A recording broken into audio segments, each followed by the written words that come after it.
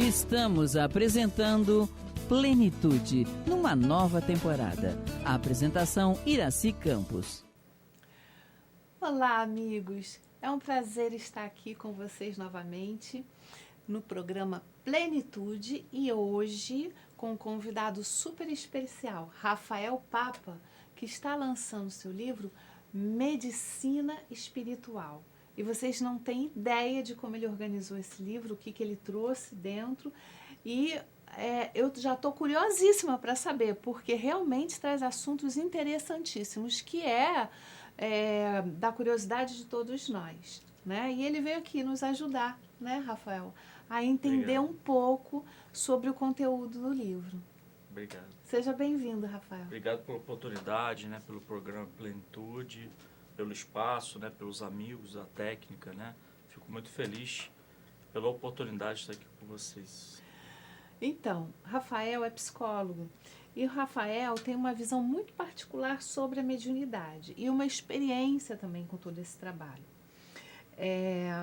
Mas, Rafael, conta pra gente um pouquinho como é que surgiu o livro Medicina Espiritual e qual é a proposta central? Então, esse livro aqui, Denise, ele surgiu exatamente da proposta do Espírito Hamed. Né? O Espírito Hamed que vem trabalhando comigo na psicografia e também na mediunidade curadora. Né? Eu, enquanto médium de cura, recebi esse convite, né, do Espírito para a gente poder traçar algumas balizas, né, do que seria essa medicina espiritual, né? Mas também sem deixar de revisitar a obra de Allan Kardec, né? Sem deixar de trazer. Então, esse livro, toda a primeira parte dele é composta pelo manancial que a gente pode beber daqueles primeiros tempos que Kardec estudava, né? As curas, né? Mas de uma forma mais científica, mais técnica, né? Sem misticismos. Então, nós fazemos um bate-papo com Allan Kardec, gostoso, objetivo, né? Para qualquer pessoa que tenha dúvida sobre curas espirituais possa beber da fonte primária do espiritismo, que é o Allan Kardec. E a segunda parte é com os espíritos, né? Que estão aqui na capa conosco, Arquimedes, Bartolomeu, Charles Pierre, o próprio Hamed, né? Rema, Ludwig. E lá também temos Fritz, né? Temos Frederico von Stein, grandes amigos também que fazem parte, né, do grupo espiritual e vários outros amigos médios, né, que nos incentivaram, e nós fazemos uma entrevista também com esses espíritos, para a gente fazer também uma comparação do que Kardec estudou, como eles fazem. Então a gente faz uma interlocução, né, desse material para mostrar para as pessoas, né, que existe esperança, né? A gente vive um mundo ainda tão sem esperança, né? Parece que aquela frase de Jesus anda ecoando no coração das pessoas, né? De tanto mal se alastrar, né? Parece que os corações vão se esfriar. Então, a gente esse se livro acostuma ao mal e acha que ele não vai terminar, né? acha que não vai terminar. Exato. E esse livro traz a proposta da esperança, né? De você ser curado, que Deus não é mau, que Deus não é punitivo, aquele Deus rigoroso, antropomórfico, né? E Kardec e os espíritos trazendo essas questões, né, que nós podemos, pelo nosso pensamento, né, pelo nosso perispírito, pelo trabalho espiritual também das cirurgias, né, pela transformação pessoal também, né, buscar organicamente melhores condições, né, para o nosso corpo físico. O que é e como funciona a medicina espiritual? Quais são as principais diferenças entre as duas medicinas? Então, a principal diferença o que é medicina espiritual? É tudo que a Terra ainda não descobriu, mas que já está plasmado no mundo espiritual prontinho, né, para descer para a Terra, né? O espírito do Dr. Bartolomeu Tacchini, que me auxilia muito no meu desenvolvimento mediúnico, ele fala, ó, o PET scan aqui está encostado, né? Aqui já tem outros maquinários espirituais muito mais elevados, né? E à medida que nós evoluirmos espiritualmente, esses maquinários chegam para a gente, né? E que esse tempo não está tão distante, né? E para nós termos esperança, né? Inclusive ele fala que o espírito Nikola Tesla, né, é um dos gestores desses maquinários espirituais. Então, traz para a gente algumas questões, não traz nomes, a gente fica curioso, né? Quero saber que nome. Não pode agora. Aí eu fico nervoso, curioso, né? Fico deixando para outro livro. Pois é, uma das coisas que sempre me dá ainda assim, ainda fico um pouco impressionada é como a nossa medicina ainda é tão invasiva, né? A forma que a gente chega muitas vezes nos hospitais, sendo criança, sendo idoso, Sim. né? Veias, excessos e tudo, ainda é muito sofrido, né? Sim. E a minha impressão é de que a gente deveria ou está caminhando para descobertas que aliviam um pouco esse sofrimento, né? Que tenham outros maquinários que possam ajudar o corpo humano sem ferir tanto, né? Eu acho que ferir faz parte da nossa evolução, sim, do nosso momento, né? Exatamente. Esse sofrimento, ele trabalha o espírito. Mas ainda me causa um pouco, né, de uma certa angústia ao ver. Um incômodo, né? Principalmente quando é criança. E isso, até porque nós vamos evoluir espiritualmente, o nosso perispírito vai se tornar mais denso. Então, não vão ser necessários mais bisturis. Em algum momento, esse conhecimento tem que vir à tona. Kardec já descortinou alguma coisa, né? E ele mesmo diz no livro, não é possível ter feito de um golpe só. A necessidade do estudo contínuo não quer dizer que nós queremos atualizar Kardec, né? Não, mas ele mesmo pede. Olha, gente, eu não tive tempo de fazer tudo, só trabalhei 13 anos. Né? E fez isso tudo.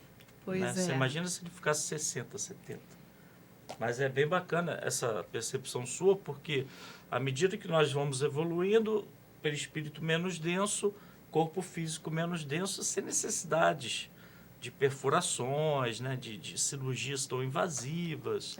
Né? Talvez ali antes do movimento da cirurgia, uma cirurgia espiritual, 2 dias, 3 dias antes, para você descolar o tumor, aí o cirurgião vem e tira, né? A ideia dos espíritos é fazer parcerias, né? com os espíritos da Terra, os médicos da Terra, né? Inclusive hoje, a nossa casa, a Fraternidade Espírita João Batista Campo Grande, nós coletamos os exames, né?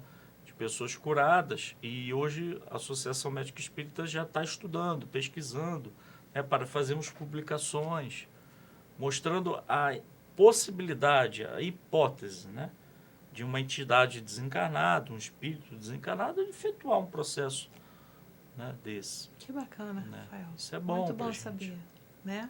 É ciência, né? É ciência. É um dos tripés do espiritismo. Exatamente. Na verdade, a gente ainda brinca, né? Que, na verdade, o espiritismo é ciência, com fundamentos filosóficos e aspectos religiosos, né? Exatamente. Mas ele tem uma força científica muito grande, que é característica da doutrina, e que é justamente a que move, né, a nossa fé como fé raciocinada, né? Porque a gente está embasado em algo que a gente necessita para poder ter mais consciência, né? Pelo menos nesse momento. Rafael, como foi esse intercâmbio mediúnico com os espíritos que o ajudaram na preparação desse livro? Acho que tem muita gente que ainda não entende como é que é esse intercâmbio, né? Como é que é a comunicação, como é que foram esses passos que você foi dando, como é que foi a aproximação? Na verdade, eu já tinha contato com o espírito Dr. Ludwig, né? Que a gente lançou Curas Espirituais com o Sérgio, com a Maria Fátima Ramos. Foi um trabalho lá em Birigui. E conheci essa casa fazendo uma palestra, né, desse livro. E lá me recrutaram, né? Mas sabe aquela casa que você entra, você fala, é aqui, aqui que eu quero ficar, e, né? Independente do que me falem, eu gostei daqui. Então aquela casa ali me atraiu. E ali começaram, né, as paqueras espirituais, né? Eu chamo de paquera. O espírito é paquerador, né? Ele vai... claro, óbvio, existe uma programação, existe um propósito, né? Mas, assim, a princípio é assustador, né? Porque você vê um espírito te propondo, né? Você vê a Nise, né? Propondo ele assim uma obra. Isso. Aí você fala, cara, que minha vida, e agora? Que horas eu vou dormir? Que horas eu vou comer? Que horas eu vou ser psicólogo, servidor público, né? Que horas eu vou ser humano, né? E a gente precisa ser ser humano também. Médium precisa ser ser humano. Sim, e precisa. E também tem as suas questões a serem trabalhadas nos relacionamentos familiares, Muito. conjugais, né? Entre os amigos. Sim, é verdade. E às vezes fica difícil equilibrar, né? Sim. Mas foi um processo de confiança que foi se estreitando. Com o Dr. Hermann, com o Dr. Fritz, né? Com o Dr. Frederic von Stein, com o Bartolomeu, com o Dr. Caram, muitos aqui que não estão na capa do livro, né? Charles Pierre também, e o próprio Hamed, né? Que ele foi começando a dar comunicações de todas as partes, que eu mesmo não acreditava que fosse ele. Né? Por ele já ter escrito por um outro médium, né? A gente fica assim, pô, é ele, não é? A gente se pega muito envergonhado, né? Começa a receber mensagens.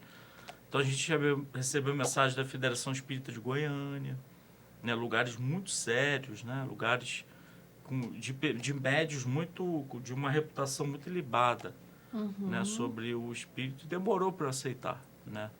Que era ele, né? Para a gente começar o projeto, o trabalho.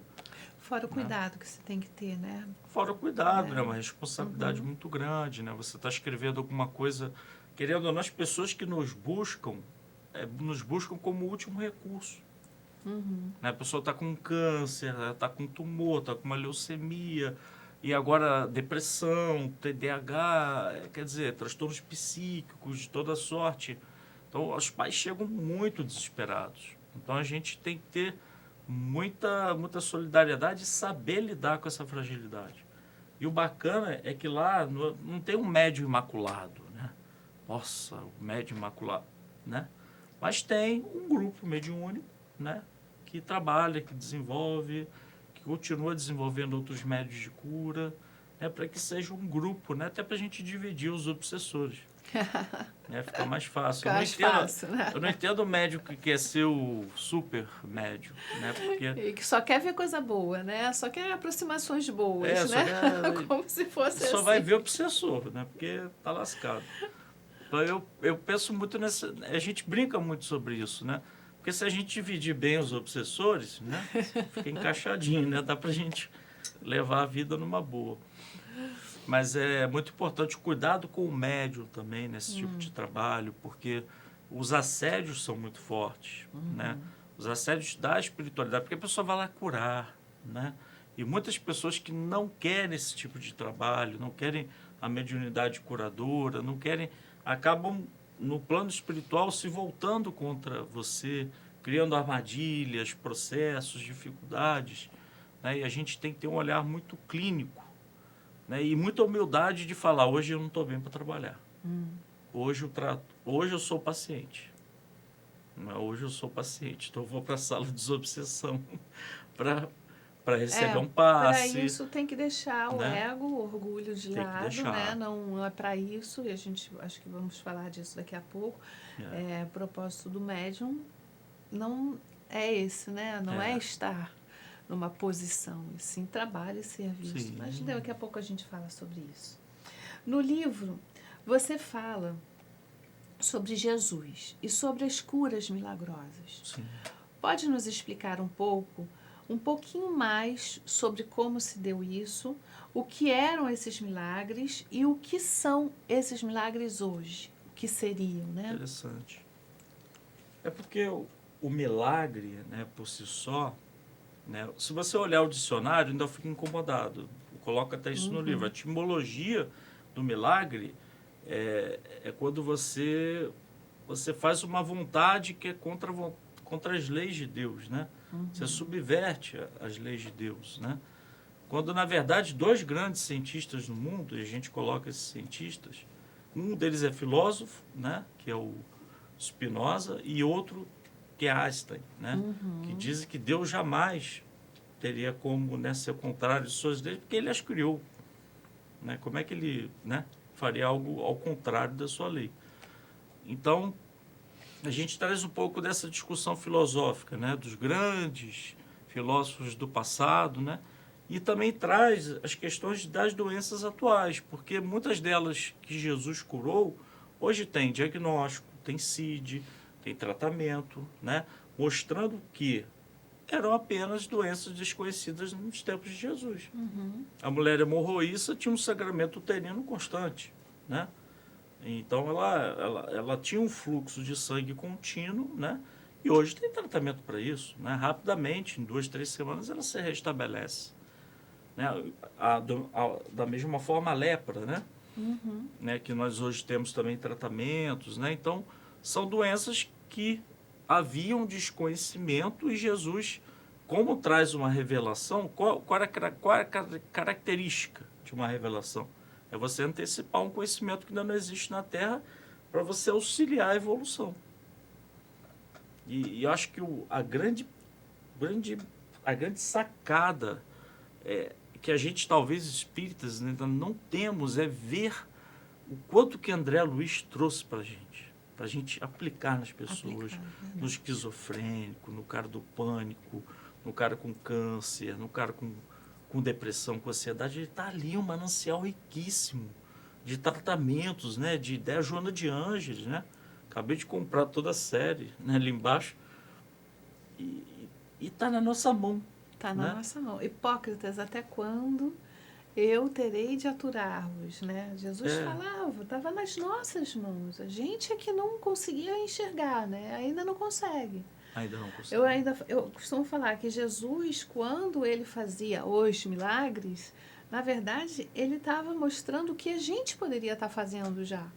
Porque o que ele pode fazer era muito maior do que os milagres. Aquilo ali era um café pequeno para ele. Então, ele mostrava, olha aqui como é que se faz.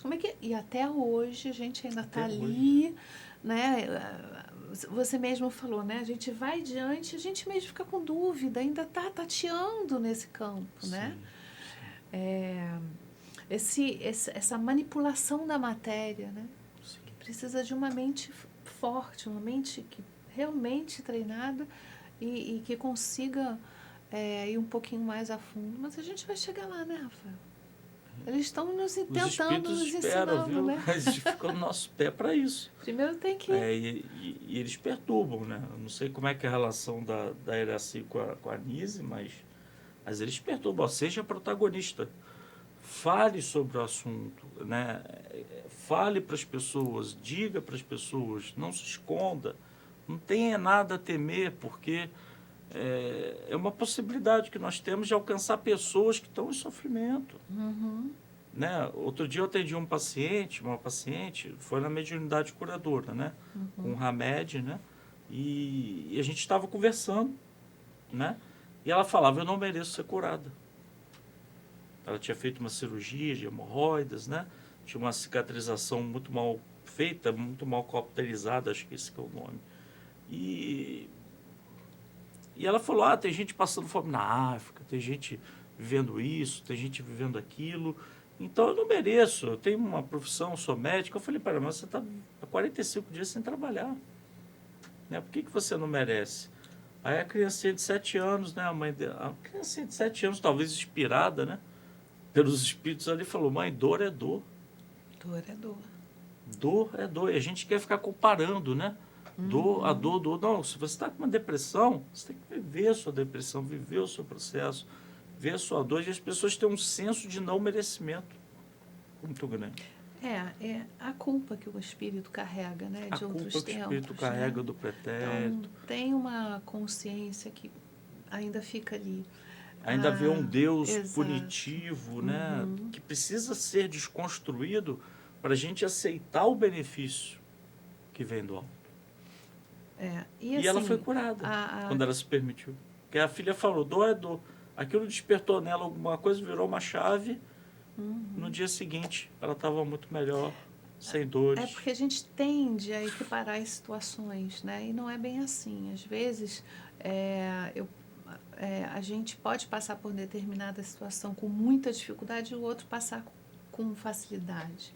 Ou ao contrário, né? A mesma situação, ela promove no ser dores diferentes, né? Sim. Não é a mesma coisa. Quando a gente não dá atenção para a nossa dor, para aquilo que a gente necessita, quando o olhar para a gente não é benevolente, não é de autocuidado, né? Isso já promove uma série de desregulações, né? Não só físicas quanto emocionais. Porque é contrária à lei do amor. Amar a si, É importante. Não é verdade? Se amar, se cuidar.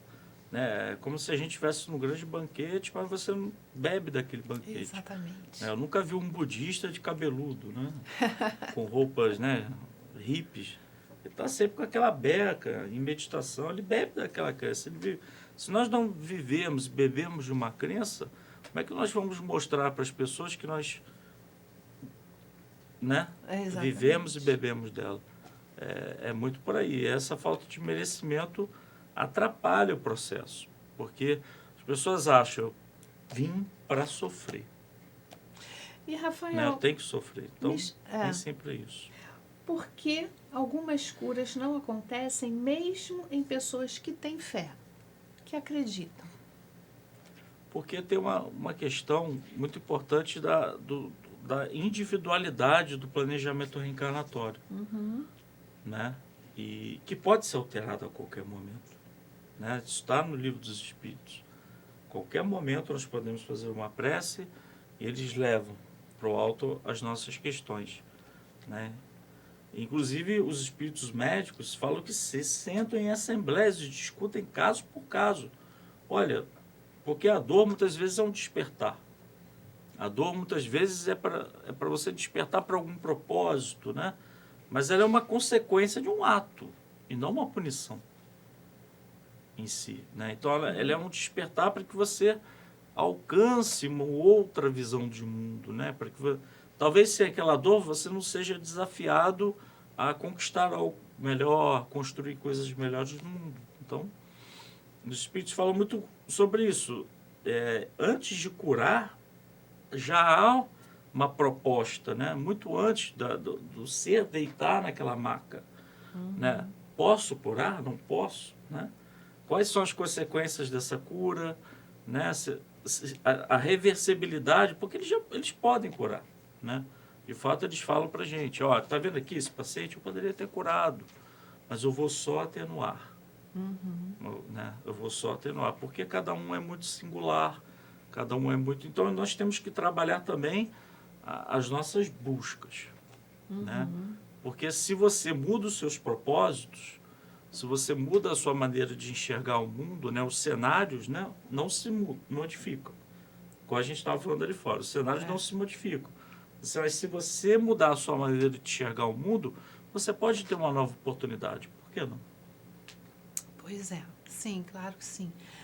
E essa programação anterior, né, o que já está designado, como os espíritos vêm, também facilita uma pessoa até que não tenha fé também ser curada, né? Às vezes o fato dela não ter fé também é diante das situações que ela tem vivenciado, mas e que às vezes a pessoa ela resolve cortar, né, com Deus, eu costumo dizer cortar com Deus, mas ela vai voltar, né? E às vezes tem outros tipos de merecimento. O que você acha sobre isso, Rafael?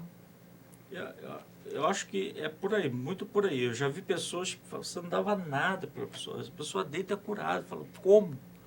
Mas aquela dor é para ser um despertar, é para falar, Deus te ama. Impulsiona, você merece, né? algo melhor. E você vê que a pessoa modifica. E às vezes não é nem a pessoa que tem o merecimento, mas a mãe, o pai, né? O pai, as orações. quem o cerca. Né? A gente tinha uma paciente que tinha uma ferida enorme. Ela passou a pomada do vovô Pedro e ali foi aplicado, né, impulsos eletromagnéticos, ectoplasma. No dia seguinte está fechado. Até hoje ela trabalha na PAI. Tem um propósito. Bezerra de Menezes foi curado por uma homeopatia no Centro Espírita. Vamos falar sobre isso no próximo bloco? Vamos falar. Então, olha, deixei vocês com água na boca. A gente já volta. Vamos tomar um café e a gente aguarda vocês aqui. Estamos apresentando Plenitude, numa nova temporada. A apresentação Iraci Campos. Olá, amigos. Estamos de volta com Rafael Papa, psicólogo, e a gente parou no primeiro bloco falando de um assunto super interessante. Esses medicamentos manipulados, né? Ele tocou no pomada do vovô Pedro, que muitas casas espíritas usam, e ela funciona para quase tudo, né, Rafael? Como é que é isso? Como é que acontece isso? É muito interessante, né? Porque quando a gente vai revisitar o Kardec, Ele tem um homem chamado Paquínio, no tempo dele, que recebeu um espírito de branco. Esse espírito ditou uma pomada para ele, ele colocou na panela, não tinha espiritismo, não tinha nada ainda. Colocou, movimentou, misturou, né? Tá no livro, né? Tem referência, tudo certinho. Aí mistura, aplica no local, no dia seguinte não tinha nada. O problema na perna estava sanado, né? Então a gente vê o Kardec pedindo para nós estudarmos isso. Né? Ele incentiva o estudo, incentiva a parte científica, né? De você entender o que está acontecendo naquele processo. E não só a cura por si só, mas também o mecanismo que envolveu naquilo, né? A gente falava de Bezerra, né? Que foi curado, né? No centro espírita através da homeopatia, né? E Kardec aqui no livro ele também relata a cura de uma homeopatia por um processo de angina, né? E a homeopatia agindo no corpo espiritual, que seria o perispírito, né? Nas pessoas. Então, Kardec muito aberto, muito amplo, né? Para esse tipo de proposta. Então, isso é muito bonito, né? Por exemplo, a gente faz o congresso lá de Juiz de Fora, né? Então, eu tinha um entorse no pé, né? Inclusive, vamos falar hoje disso, né? Deitou uma mulher, né? E tinha uma entorse também. Ela sentiu a fricção, né? Uma entorse, isso também tem nos trabalhos de Kardec, é uma entorse no tornozelo. Igualmente que eu tenho, eu tive outra, né? Faz parte. Andei errado. E ela é curada, na minha frente. Eu falei, agora é minha vez. Eu deitei, né? E os espíritos falaram, ó, tenha fé, pensa em Jesus, né? Eu estava lá deitado, sei que eu não sentia nada, botei o pé, doía mais ainda. Aí o espírito Bartolomeu Taquini falou para mim, você não acredita? Aquela mulher que não tem nenhum estudo, aquela mulher que não leu o livro dos espíritos, acreditou, saiu daqui curada, você não. Porque eu não me envolvi no processo. Eu não participei ativamente com a fé, entregando meu coração. Mas depois eles deram desconto, né? Aí vem a questão da medicação. Porque, por exemplo, o Kardec fala para a gente estudar as propriedades das plantas, né? Tem um trecho que a gente também destaca aqui no livro. Aí, no final, ele falou, separa saião, né? Aí passou, me deu uma segunda chance, né? Coloca um pouco de azeite, aplica, fecha e deixa no dia seguinte. Aí, quando eu olhei, minha entorse falou, nossa, baixou. Eu falei, nossa, cara, fez efeito, né? E a gente não vê só isso, a gente vê em muitas outras curas esse tipo de processo acontecer. Não é nada místico, é um processo de uma fluidoterapia espiritual, na pomada, né? na homeopatia até, né? Inclusive, se o médico ele não for muito espiritualizado, se não tiver fé, o paciente também não, pode ser que os espíritos não potencializem a medicação. Claro. Né? E é por isso que eu tenho uma pergunta aqui para você. Para que você fale para a gente a importância da mediunidade e do magnetismo nos processos em que acontece a cura. Sim. Então, dentro do processo mediúnico, o médium de cura, ele é o médium de efeitos físicos. Então, nós doamos ectoplasma. Nós poderíamos ser desempregados, porque na biodiversidade tem ectoplasma e no fluido cósmico universal também. Nós estamos aqui porque nós somos, está no livro também, espíritos endividados. Então, Deus age nas criaturas pelas criaturas. Né? Então, nós somos necessários, por quê? Porque nós temos que reparar. Né? Os espíritos costumam dizer, as mãos que faziam guerra, hoje impõem as mãos. Né? Como um processo de reparação, de alocação do passado pelo bem. Né? Poderia vir atrofiado com o meu processo perispiritual, mas não, eu vim com saúde, com inteligência para fazer o que eu preciso fazer. Né? E esse processo da medicação, ele é extremamente importante. A gente teve, por exemplo, alguns casos de uma pessoa que assistiu uma live nossa, né? Uma live que eu fiz, e ela pegou, vou testar o espírito, né? E ela é espírita clarividente, médio clarividente, e ela ia ter uma cirurgia, né? Questões renais, e ela fez um pedido ao Dr. Ludwig, né? Um espírito alemão que cuidou de Hitler, né? E ele aparece para ela, magnetiza a água, fala, tome.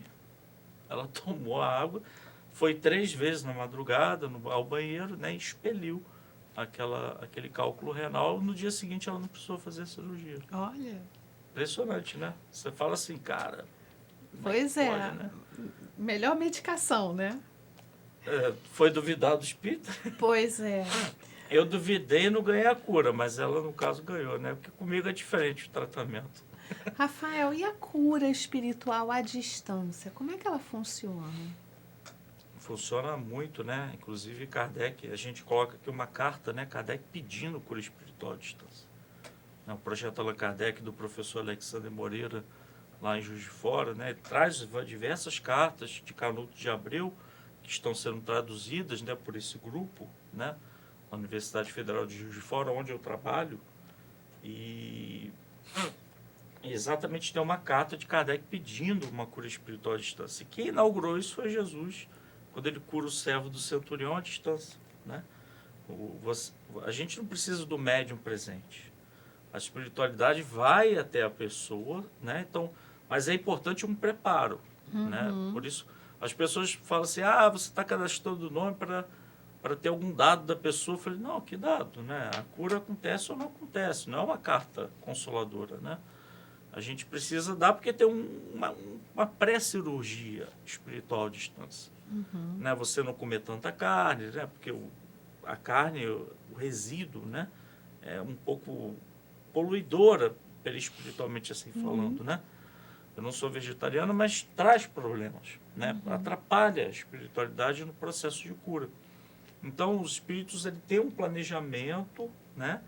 E o trabalho já falaram pra gente, um trabalho de cirurgia espiritual à distância, eles juntam 30 mil espíritos. São falanges muito grandes que visitam a casa das pessoas. E muitas pessoas já viram espíritos de branco entrando, com aparelhagens, médiums, pessoas sem tanta mediunidade assim, né? Inclusive no nível anterior, curas espirituais, a gente tem a cura de uma endometriose à distância, na pandemia. Então, são processos altamente eficazes, mas você precisa estar muito receptivo, né? Colocar uma musiquinha, uma hora antes, claro. né? Se preparar para a cirurgia mesmo, né? E Jesus já falava isso, antecipava esse tempo quando ele disse à mulher samaritana, chegarás o tempo em que adoraremos Jesus, Deus em espírito e verdade. Né? Os templos são importantes, são aqui a gente se concentra, se socializa, né? São extremamente importantes para esse processo. Né? A gente pede saúde mental quando a gente não socializa com as pessoas. Porém, a distância também pode ser feito, né? E às vezes alguém que está distante, não tem dinheiro de passagem, né, ela pode receber aquele benefício, isso mexer muito com a vida dela. E há um planejamento, né? Cada espírito tem uma falange, né? Às vezes bezerra tem 1000 bezerras, né? Para espargir, né, todo o amor que ele Graças a Deus. tem pela humanidade. Né? Exatamente. A mediunidade de cura pode ser desenvolvida pelo médium que se dispõe a estudá-la? Na verdade, você já nasce médium, né? A predisposição física, né? Não tem muita escolha, né? Inclusive, nós temos um amigo, né, que está aqui no livro, que ele recebe do Dr. Bartolomeu, que se negava tanto à mediunidade curadora que, quando chegou na sua cozinha, viu o Frederico von Steiff materializado. Aí ele falou, não, quebrando luzes, né? Né? Então, a mediunidade curadora, ela deve ser trabalhada como todas as mediunidades. É um desenvolvimento mediúnico normal. Né? Kardec traz isso, a gente coloca isso aqui. Né? A pessoa trabalhou várias mediunidades, psicografia, psicofonia, né? E chegou um momento que o direcionamento da mediunidade dela era mais ostensivo e mais direcionado para a mediunidade curadora. Né? Então, a pessoa tem uma reserva ectoplasmática, né? Tem um procedimento. Então, você tem mais uma educação mediúnica para você trabalhar com segurança naquele processo. Por isso que o médium tem que estudar. Né? É médio de cura. Quantas vezes a gente já viu médios, né, de cura trabalhando, mas aí não tem o estudo. Sem o estudo, a gente se perde no caminho. né? Claro que não só o estudo, a moralidade vai dizer muito mais, né, do que o... Além do que o estudo faz com que você também fique mais conectado, né? E ao se conectar, você fica mais preparado, né? Exatamente. São leituras edificantes que vão promovendo a consciência, né? É um trabalho importante o estudo. A gente não pode separar. Kardec falava, Joana cobra isso de todos os trabalhadores. Cobra. É muito e importante. Qualquer mediunidade você tem que estudar, né? Você pode ser psicógrafo, você tem que estudar, entender o que está acontecendo, o que é seu, o que é do espírito, né? A gente fica assim, gente, o que está acontecendo? Sou eu o espírito, né? E aí a gente volta na pergunta do primeiro bloco, que é qual é o propósito principal de um médium de cura? Que a gente estava falando, lembra? Do orgulho, né? O ego, que isso tudo tem que ficar à parte, porque atrapalha muito. São vários, né? O primeiro deles, o que eu mais gosto, é trazer a misericórdia de Deus para a criatura. Mostrar que não existe um Deus punitivo, mostrar que você pode ter uma nova chance, que você pode refazer a sua vida, né? Que a figura de um Deus religioso, né? Muito que te pune, né? Que te pega, né? Te quebra na metade para que você, né? E eu acho interessante, porque hoje o espírita fala tanto, né? Eu vou com umbral. Por que eu vou para um umbral, gente? Já está constelando uma situação. Já está criando, vou para um umbral. Não, calma, gente. Pô, se a gente está fazendo direitinho o nosso trabalho, por que a gente não vai para uma colônia? Né? Uma coisa, ou por que uma não coisinha vai melhor, trabalhar né? a tempo de não ir para o umbral também, né? Às vezes uma consciência culpada, né? Sim, Todos nós temos, mas a gente pode sempre há tempo de fazer o bem, de se trabalhar internamente. Mas acho que o mais importante é você fazer a caridade porque é o certo. Não porque você está com medo do umbral. É uma busca desse sentimento, um né? propósito. Do amor, né? De entender o que ele é realmente. Como é que a gente faz para sentir ele numa maior... alargar, né, essa escala desse amor que a gente sente. Às vezes ele é tão focalizado, né, nos entes queridos, em quem a gente gosta, mas quando a gente começa a ver Deus, né, em todos os seres, a gente começa a perceber que como a gente às vezes fica no pequeno, né, nas coisas tão mesquinhas diante da grandeza dele, né, que se apresenta em todos, que se apresenta em tudo. Para todo mundo. É só ver Jesus, né? Ó médium de Deus na Terra, já dizia Kardec. E ele olhava pelos olhos, chamava pelo nome. Aquelas pessoas mais distantes, né? Elas clamavam por ele. E Jesus é o verbo de Deus em movimento. Então, por mais que você se ache isolado de tudo, se você clamar pela espiritualidade, ela vem. Né? Ela não vem só para grandes médios, pessoas santificadas, né? Papas, né? Eu sou um papa. Mas ela vem para todo mundo, né? Então, os espíritos... É claro que há merecimento, né? Mas todos nós somos aptos ao merecimento. Se você quiser parar agora a sua vida e reiniciar um projeto de renovação, você pode. Sempre há tempo. Sempre há tempo. Se não vai ser nessa, vai ser em outra, né? Mas é sempre tempo da gente reconstruir. Agora, a questão da misericórdia tem a questão também dos médios, a maior parte dos médios serem vinculados a um processo de endividamento espiritual. Né?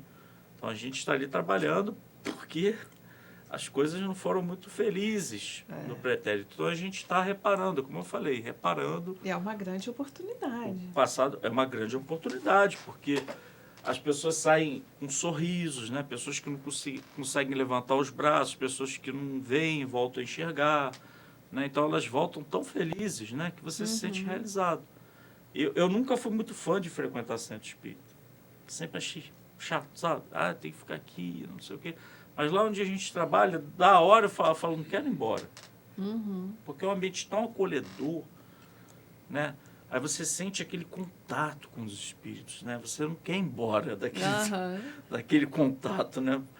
Que aí você fica pensando, poxa... É uma ambiência muito diferente. Eu vou voltar para o mundo hostil. Eu queria ficar aqui para sempre, eu dormir aqui.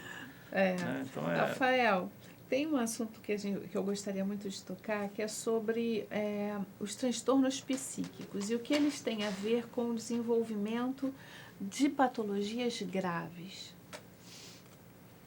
Então, os transtornos psíquicos, né, a gente vai se debruçar, né? Eu acho que já tem diversos médiums, né?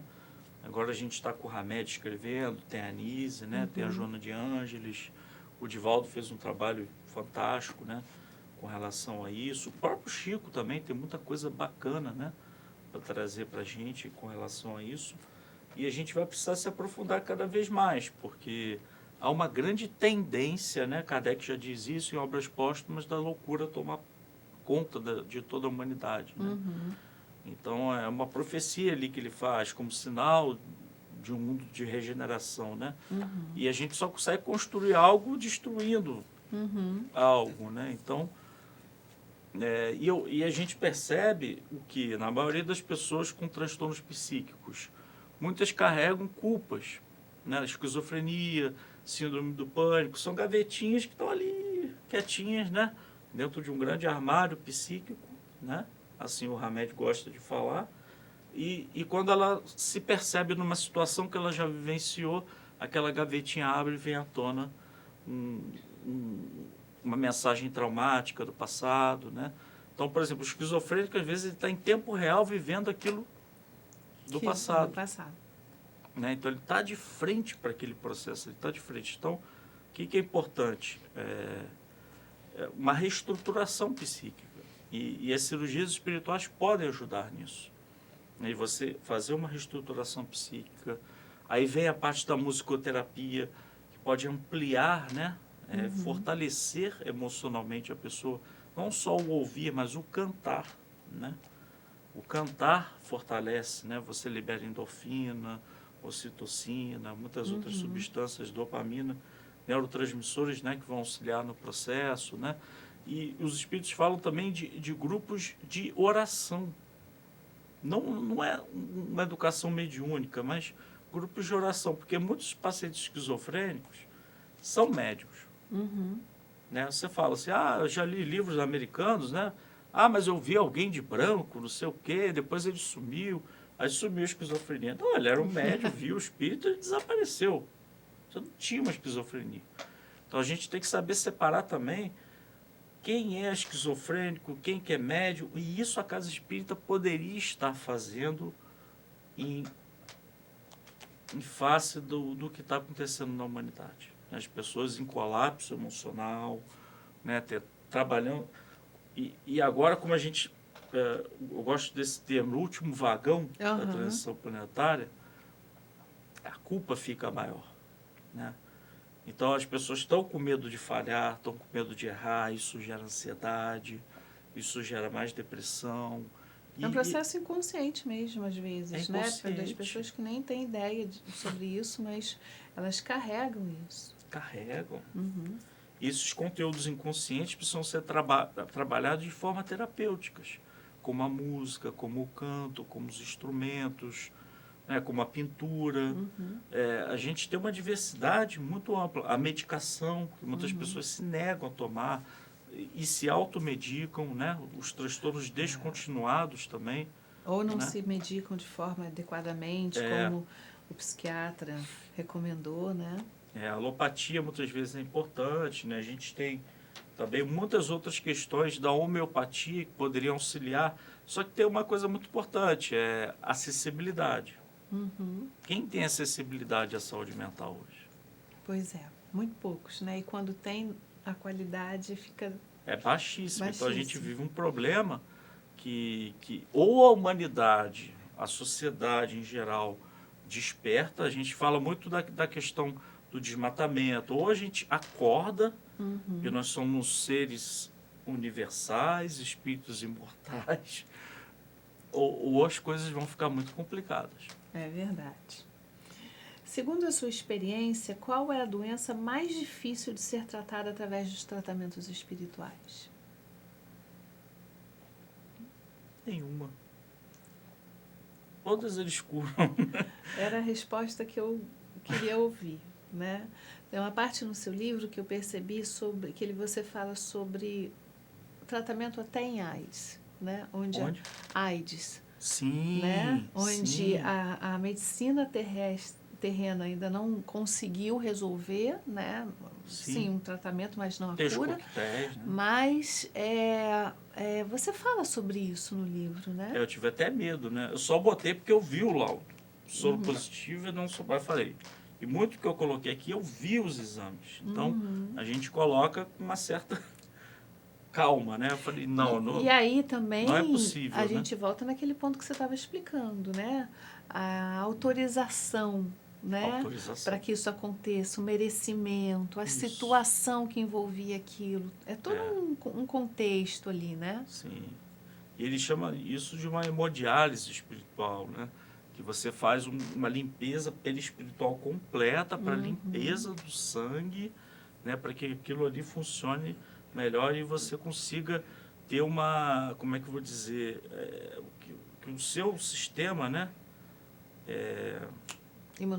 Imunológico, né? Ele se recupere mais rápido e combata o vírus. Né? Então, eu só acreditei porque eu vi, porque eu também não acreditaria. Tem livro muito interessante mesmo. Tem coisas que eu também não acredito ainda. Não, mas isso é bom, porque até para o médium mesmo, às vezes, você acredita, tem até bariátrica?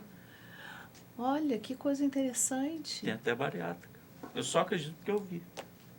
Muito interessante. Assim, por quê? Como? Mas é por aí. Rafael, dá um exemplo, então, de um tratamento que tenha ficado na tua memória, que tenha mexido com você, que você possa contar pra gente, rapidinho, só pra gente... Foi o primeiro. O primeiro? O primeiro sempre é mais marcante, né? Porque eu, muito cético, entrei na sala com o espírito do Dr. Ludwig, né? Incorporado no médium. E a pessoa já havia feito uma cirurgia espiritual, ela tinha um meningioma que estava pressionando o nervo óptico e ela não enxergava, né? Do olho esquerdo, ela só via vultos, né? Não via nada, perdão. Tudo preto, né? Tudo escuro, ela não enxergava. A primeira cirurgia espiritual, o espírito nos explicou que ele desinchou, né?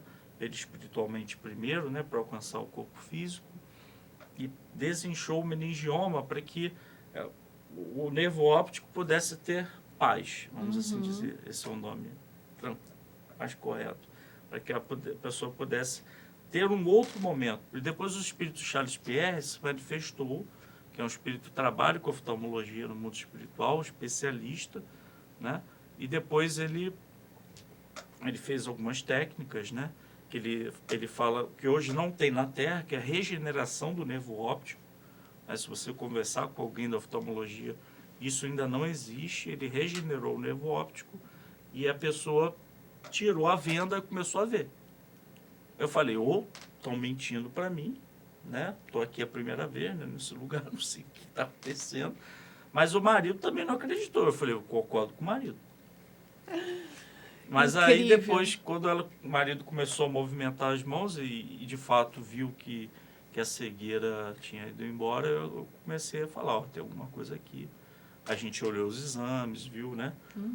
Com médicos oftalmologistas e falaram, de fato, houve a regeneração daquele nervo óptico. Isso comprovação deles, né? Os exames Rafael, comprovam. foi um prazer. Eu que agradeço. Foi interessantíssimo. Agora, não deixem de ler o livro, porque tem muito mais coisa aqui dentro. E olha, eu dei uma olhada, consegui ler bastante parte, depois vou querer ler todo, e é fantástico. Tá bom? Medicina espiritual. Ele, né? Já tenho ele. Te dá de presente, dou para ele. Mas é isso, a gente agradece então a presença do Rafael e a presença de vocês ouvindo a gente aqui no programa Plenitude. Fiquemos todos em paz, fiquemos todos com Deus e com muita fé no coração. Obrigada a todos. Tchau. Acabamos de apresentar Plenitude. Produção Seja Barra. A apresentação Iraci Campos.